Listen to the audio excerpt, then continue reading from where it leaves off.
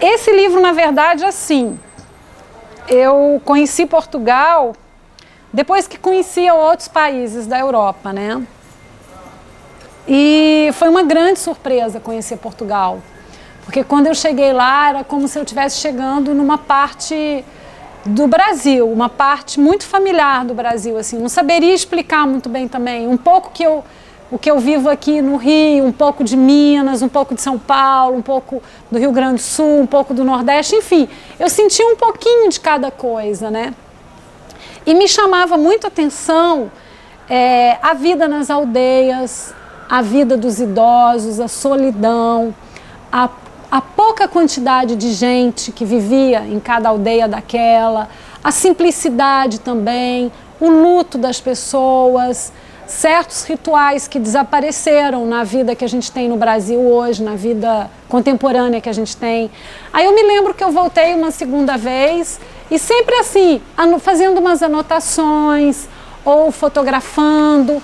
Aí uma vez eu estive numa aldeia, em Sortelha, me parece o nome do lugar. E eu me lembro que eu queria visitar a igreja, uma igreja muito antiga, mas quem tinha a chave da igreja era uma senhora. Aí eu me lembro de chegar na casa dela e ela me contar toda a vida dela. Que ela não tinha mais ali filhos com ela, não tinha mais marido, ela estava de preto, estava de luto. Aí assim, eu senti que ela precisava de conversar, ela precisava de falar com alguém, precisava de olhar nos olhos de alguém, que é uma coisa que a gente está perdendo hoje, né?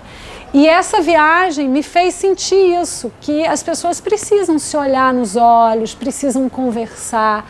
A gente precisa escutar as pessoas também, né? Porque senão a gente só fica assim, num enquadramento de fazer essa vida da rotina nossa e a gente esquece dessas pequenas coisas, assim, que é você sentar, ouvir alguém, você entrar num castelo, entrar numa igreja que é centenária, que tem centenas de anos, que tem uma história, que tem toda uma memória. Então eu trouxe essas histórias para cá, né?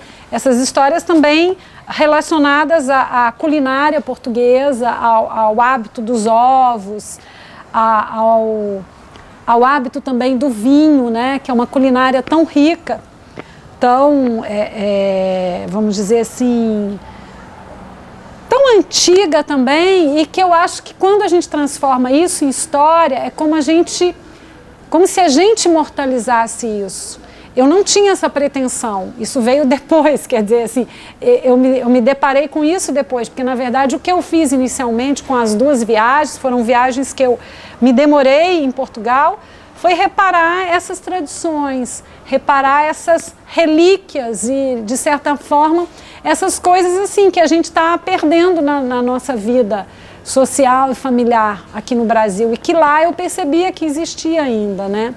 Então acho que foi isso aqui, são alguns contos, algumas histórias que eu de certa maneira inventei, outras que eu escutei, modifiquei, porque eu acho que a vida é sempre assim, né? Uma grande ficção e a gente, quando escreve, a gente coloca ali parte daquilo que a gente viveu, mas a gente coloca também parte de alguma coisa que você sonha, que você espera, que você inventa, que você também está acreditando que possa ser. É isso, são histórias feitas em prosa, contos, crônicas que envolvem essa tradição toda dos portugueses que está muito presente na nossa vida de brasileiros.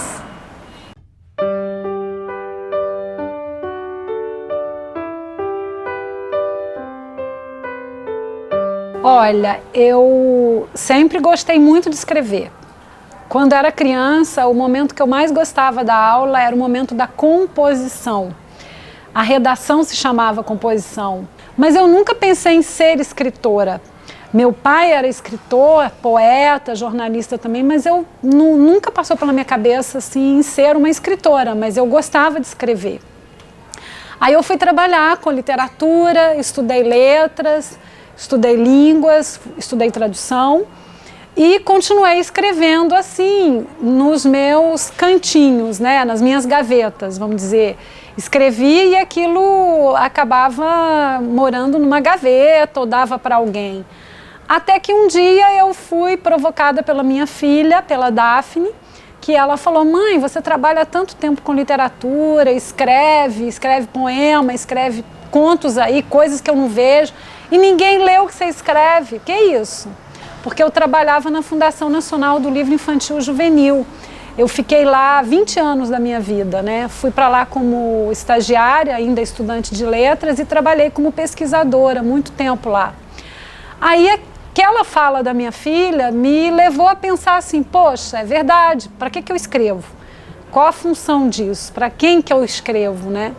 E eu comecei a passar limpo alguns dos textos que eu tinha escrito, que eu tinha rascunhado e tal.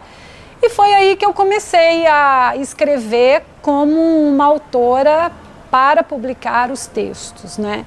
Então, assim, eu sou professora, sou também psicanalista, fiz psicologia, mas a carreira de escritora, ela veio como uma consequência do meu envolvimento com a literatura, do meu envolvimento profissional com a literatura e com as pessoas também, é claro, porque eu estou sempre escutando, né, as dores, as angústias de quem me procura no consultório. Então, de alguma maneira, a literatura junta essas duas profissões que eu tenho, o trabalho com a palavra e o trabalho com o sentimento.